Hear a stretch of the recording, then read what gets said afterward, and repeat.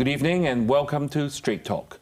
I'm Eugene Chan, and with me is Sky Siu, the new CEO of Mother's Choice, a well-established local NGO that has been supporting Hong Kong's most vulnerable children and pregnant teenagers since 1987. Prior to Mother's Choice, Ms. Siu served as Executive Director of Kelly Support Group for 12 years. She was a member of the World Economic Forum's Global Shaper community, and since 2015, Sky has advanced Hong Kong's welfare policy as a standing committee member for the Hong Kong Council of Social Services. Her deep commitment to child and youth welfare is rooted in her upbringing as a daughter of missionary parents in West Ghana. So this evening, Sky is here to talk about the incredible work Mother's Choice is doing and the challenges they face. So Sky, welcome to the show. Thank you so much, Eugene. Right, Sky, the title of the show tonight is, do babies have a choice? I mean, I'm sure the viewers would say, what an interesting question, because when babies are born, they should be looked after by their parent, and the choices are made by their parents or their loved ones. So why does this question related to the work of Mother's Choice? You know, actually, that's a great question, Eugene. You know, when babies are born into a family, you know, of course, like you said, naturally the parents, they have the responsibility to be able to take care of them and do what they need for them. You know, but when babies don't have a family, they actually have nobody. You know, and that's why organizations like Mother's Choice really step in, you know, to help them to see what they need, to stand up for them, to speak up for them as well. You know, Hong Kong is a signatory of the UN Convention of the Rights of Children. And as a city, you know, we very much believe that every child has the right to love, to safety, to protection over violence, and amongst many other things, family. You know, and so for those of us at Mother's Choice, you know, we hope to be able to achieve this through our key services. We have children, we have youth, we have family, we have community services, and ultimately, at the end of the day, is really to ensure that the children, you know, like you said, that babies have a choice. Right, Sky, I'm sure the viewers would have heard of Mother's Choice and other organizations who look after such cases, as we call it, or your clients, as you call it. How often do you get to see these cases? I mean, I'm sure I mean, if you have a choice, there'll be no cases, but unfortunately, this happens in the world, I mean, everywhere in the world. And how often do you see cases, and what are the prevalence? Yeah. Do you know, actually the situation is that, you know, when we first started in 1987, you know, our founders really, the reason why they founded it is because they came across newspaper articles of a lot of young girls who were facing crisis pregnancy, and they were going across the border to actually do late-term abortions, you know, and from that they actually decided, hey, you know, we need to do something about it, and they came after a lot of research to decide, okay, let's actually have a home for the girls that is very supportive and very non-judgmental. And I think that that's something that's pretty unique for us, that we've been able to see a lot of children that are vulnerable to be able to come through, and also young girls who are facing those crisis pregnancies. You know, in a year, we're getting around over 500 calls from different girls who are in crisis pregnancy. And every day, you know, our childcare home is full, you know, of people, and we have a lot of young people who are actually in the system as well. You asked a little bit about the prevalence, just a little bit statistics for you here. We currently have 4,500 children that are in the care system. But, you know, it may not seem like a big number, but actually there's 1,000 more that are waiting to be placed. You know, and all of these are actually quite complex cases. You know, they're not straightforward. And so the need is huge, and it's something that hasn't really changed since, you know, when we first started. Right, just now you mentioned you've received over 500 calls a year.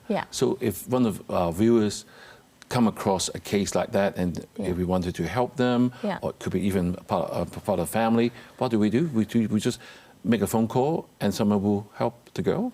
Yeah, so there's different ways that individuals can come and find us at Mother's Choice. You know, we obviously have a hotline that the girls can call us, you know, but interested family members or people who are concerned about a situation can also call us as well. We also work very closely with the government, you know, with social welfare, and also with other organizations that work with children who are vulnerable and also girls who are maybe facing difficulties. And so we get a lot of those referrals as well. Right, but absolutely, who will be the ones who's calling in, the girls themselves, or their family, or even on the boy side? I mean, what will be the common person calling in?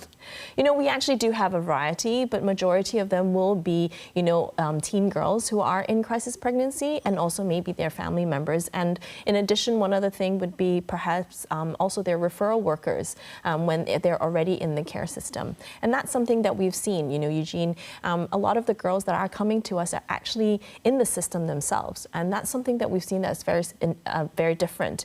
You know, we call it the vicious cycle, because what we're seeing is that, so let's just say, you know, a child is born and into a residential care system, you know, because their mom and dad is not able to take care of them. From there, if that baby is a girl, she might actually grow up in the system, more likely actually to become pregnant when she becomes a teenager. Is that right? You know, and without a stable family, without a permanent family that loves them and takes care of them, without a community that supports this young girl, she herself might actually end up back into the residential care system as well. Her baby will end up back into the residential care system. And, you know, and that is something how it just starts all over again, you know, and that's why for us at Mother's Choice, you know, we care a lot about how do we actually ensure that these vulnerable children are actually placed in advance earlier into permanent families so that they can be safe and be able to thrive. Right. Sky, you mentioned a few terms and let's clarify them. Yes. You mentioned about the foster care. You mentioned about residential care and then permanent homes. I mean, let's clarify. Yeah, let's clarify for the viewers so what you're saying is if we come across some issues, whoever called the hotline, then I'm sure you help them to navigate through this tough period. Yes. What would be the typical line of work that you do? After you receive the call, what will be the options the girls can receive? You know, you mentioned earlier I used a lot of terminology. Let's start with a child that is born and doesn't have a mom and dad that's readily available to help them. So what they will end up doing is that they will get placed into a residential care, which is an institutional care. Now, mind you, residential care is very temporary. It's not permanent at all. So for us at Mother's Choice, we really advocate and make sure that these babies get into homes so that they're able to actually thrive. Foster families, that's one family-based sort of alternative. You know, they can get into a family that is temporary, once again, you know, but it's at least in a family setting and it's not in an institutional setting. And, you know, parents, there could be a set of a family that would be able to help them and to support them and help them thrive and go. But again, that could be 1 month, it could be 1 day, it could be 3 years as well, right? And then the other option would be, you know, if the baby actually has no options at all with parents available to really care for them at all, and we've done everything we can to reunite them with their birth parent and they can't do that, then we have to look at other options, for example, like adoption. And what adoption is very different from fostering. Adoption basically is a process where it's a lifelong commitment that you take a child into your family. And at Mother's Choice, we like to fondly call this term forever family. So we don't use the term permanent family, but we'll say forever family. I also read that under your Mother's Choice, you have a vision of every child in a loving family. Yeah. So that means under different situation, you like the child to be in this direction, isn't it? Well, absolutely. You know, let me give you an example. So say my family. I am married, I have 2 kids, you know, we just recently had a second son, you know, and it's really great watching him grow and, you know, develop and adapt to our family. You know, children really need family to thrive, you know, and not just a family, but they actually need a permanent one so that they have a feeling of safety, they have a feeling that they are actually being able to be taken care of, you know, and that's actually one of the priorities for us, you know, for us at Mother's Choice, to be able to help children to be able to get into those permanent families immediately, quicker. And why, Eugene, you might ask, is because the longer that they stay in the care system, the more negative impact that they'll have in their lives in the future. And we don't want that because we want our next generation to thrive. Right, Sky. I mean, thank you very much for giving us a bird's eye view of what's happening in Hong Kong. But I'm sure the viewers would also like to know, over the last 30, 40 years since it was established in 1987, has the profile of the cases changed? I mean, are you seeing younger and younger pregnancies, or are you seeing even more complex problems? Or what do you see? And also, is the incidence increasing or about the same or decreasing? So, to answer that question, I'd like to take us a little bit about when we first started. I think our co-founders had in mind when they were helping young girls with facing crisis pregnancy was that they realized that these girls felt like they didn't have a choice and they needed to make a decision, and they didn't know how to make that decision because they didn't have all the facts. And so back then, it was about giving them the education to know, okay, actually, when you're in this situation, there are different pathways that you can choose. So back then, we saw 90% of our girls were actually, choosing adoption for their children, for the babies that they were having. And now, today, we're seeing that 70% of them are choosing to parent themselves. Really? Yeah, which is really amazing, for us. And so we actually are finding ourselves to being able to not just work with these teen girls, but actually we're then working with their children. Now, the difficult thing is a lot of these girls come from very complex families. And so without the love and support of a strong family themselves, they're then facing it difficult on how they can raise their baby. So then what we're seeing is another profile of clients. We're seeing children, very vulnerable children, coming from very complex background. We were saying earlier about, children that are in residential care. I think about 40% of those are actually special need, and 60% of them come from very complicated family backgrounds. So the question is, how can we actually help these girls and also these children who are extremely vulnerable to get the love and support that they can as soon as possible. So, we work with peer agencies, we work with the government, we really work with the whole community a lot through education and a lot of support so that we can make sure that every child is in a loving family. The CEO of Mother's Choice, Sky Siu, has been sharing with us about how Mother's Choice has been providing hope and support to Hong Kong's most vulnerable children and pregnant teenagers. So Sky, in the first half, I think you have shared with the viewers the different terms of options that these girls are facing when they're having this crisis. And also, I'm sure it helped also not only the girl, as I said earlier, also on the boy side as well. I'm sure not all kids are irresponsible. So what are the challenges that you can share with the viewers that you think the girls will face, and how do you overcome it? I think that's the most important thing. Yeah, actually one of the key things that we are seeing that is causing challenges is actually social isolation. So, when we look back into Hong Kong, like for example, when I was a child, I would hear my parents talk about how, in Hong Kong in the old days, my grandparents were factory workers, and we even got to a point where some days we didn't have food, but then all the uncles and aunties, down the street, and the shopkeepers, they will all contribute something just to keep us going as a family. That community spirit sometimes, is a little bit lost, today. We're not seeing as much of that. And what we're seeing as a result is, broken homes. We're seeing single parent households. We're seeing children actually growing up in environments where they're being neglected, abandoned, and even sometimes facing abuse, Something that we have not seen before is, for example, the significant impact of drug use, hidden drug use, and how that's impacted the children's development, for example. Recently I was just looking through our cases, and about 70% of them are actually children who are coming from having a parent that has had drug history before. We're facing an unprecedented child protection crisis at the moment, Eugene, and that's something that really we care a lot about because we're worried about it. However, like I said, I think the good thing is that we are a Chinese society that actually embedded in our values is actually that community support and that community spirit, where we can actually wrap around a vulnerable group, a vulnerable individual, and actually be able to help them where we can.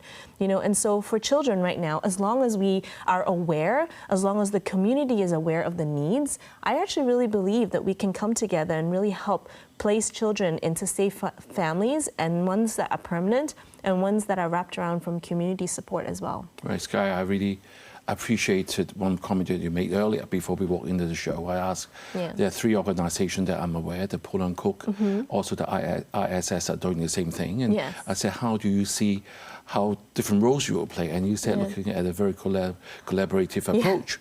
So I'm sure the viewers by now will be sort of motivated and be understanding this situation. A Straight Talk will go in deeper now. How can the viewers support your work? Is it financially that you need people, or you need people to actually help to talk to the girls, or even foster family, or even adoptive parents? That's a good question. Thank you so much for asking me about this. You know, right now, because of the number of children that are in the waiting system at the moment that need to be placed, we actually need a lot more foster families. Foster families is a volunteer thing, but actually the government has been very good to actually providing stipends and subsidies for families who are choosing to say, hey, I'm okay and I can help to foster a kid as well. You know, and so that's something that we very much need. Viewers, you know, if you're interested and would like to actually join us to become foster parents. That's what one will be thing. the requirements to be a foster parent? A willing heart, somebody who's just willing to, at any given time, be able to take in a baby, a child who is in desperate need of a home. You know, that's all it really takes. And of course, there are some procedural things, but at the end of the day, it's somebody who has a willing heart that is willing to love on how to learn somebody who's coming from a very difficult background. But as you know, most families are having a double income family. The man and the wife will go out to work. Then, is it all right if they have the domestic helper helping to look after the child? Absolutely. You know, in fact, I think, you know, the more people in the community, in the family to support, the better. You know, and this actually reminds me, say, of an initiative that actually we do, and actually I would love to invite people who are interested to also join us. We launched a program a couple years ago called Safe Families, and the concept of it is wrapping around a young girl who's chosen to make a decision to become a parent. And while it's very complicated and it's very difficult, oftentimes they haven't finished school or they may still need to be working, is how do we recruit willing members of the community to actually say, hey, I'm willing to join and sign up with a couple other people in my community, and we will be this girl and her baby's family. Wow. Right? And by doing that, actually, you know, it means that if they need babysitting support, if they need somebody to help, if they need a shoulder to cry on, if they need some resources, that it's not just one family or two families, but actually it's multiple families. This is actually a program that we're really proud of, you know, and we just wrapped up our first pilot year of the program, and we saw that of all the people that we were able to help, none of the girls needed to put their child back into the residential care system. For us, that's a massive win. Wow. And also you mentioned earlier about there are 4,500 kids in the residential care. Yeah. That means you must need a very big facility. Although you said that it's not a high number. I mean, to anybody, 4,000 odd people is a lot of numbers. It is an incredible number. Do you have, is the government helping enough in that aspect, or is it all from the private sector? Yeah, you know, actually the government has done an incredible amount. You know, we have run residential care for around 30 years, maybe even more, you know, and that's very much hand in hand together with the government, you know, and I really do commend John Lee's administration and the administrations past, because they really had the foresight to really put resources, but also thinking behind how do we help children, especially those in vulnerable situations, to be able to help them. And, you know, you can see in the last couple of years, we've had legislative change. We have had policies put into place that can really help to protect these children in this time. You know, and I think one thing that I can really say is that, you know, working together collaboratively, that's something that's our goal, you know, right. And working towards an ultimate vision. And for us, that vision is that all of these children are able to have a family that is permanent and one that really loves them, because that will ensure their future ability to thrive in Hong Kong. Right, let's move on to another area that take one step deeper will be being the adoptive parents. Sure. I know that this is, the kids can be adopted locally or even internationally. Absolutely. And there are like over 100 people on the waiting list. So who are the nice people, so-called nice people, that are willing to look after this unfortunate kids? I mean, what do they need? What are the criteria? You know, again, Eugene, this is something that for me, I have been really touched joining Mother's Choice, because I've seen a lot of our local families here really putting up their hands and saying that I'm willing to love a child and I want to welcome two children into my family. You know, we have a lot of local families here who are actually stepping up to the plate because they see a need and they want to be a part of the solution as well. Unfortunately, Eugene, we also have a lot of children in our childcare facility who actually are special needs, and it's very difficult. You know, even for me thinking about the number of resources and time. You know, in Hong Kong, you know, we are a difficult place sometimes. We're all quite stressed and with our own things that we're doing. But we actually have a lot of very loving families also overseas who are willing to take on children with extreme special need cases, kids who can't walk, are paralyzed, you know, have severe mental health challenges, you know. And so we see a variety of this, you know, both locally and also internationally. Right, and also since we touched on this area, I've been reading up about this, and there's some stigmas myths that I'm sure you can explain to the viewers. Yeah. One of them, like three of them, are number one, they said that all these kids that need adoption are often from bad families, so-called. Okay. And also they say that all the adoptive parents will never love them as much as their own biological child. Right. And lastly, these being adopted kids will always longing to see their real biological parents, but reject the adoptive parents. How do you answer those three questions?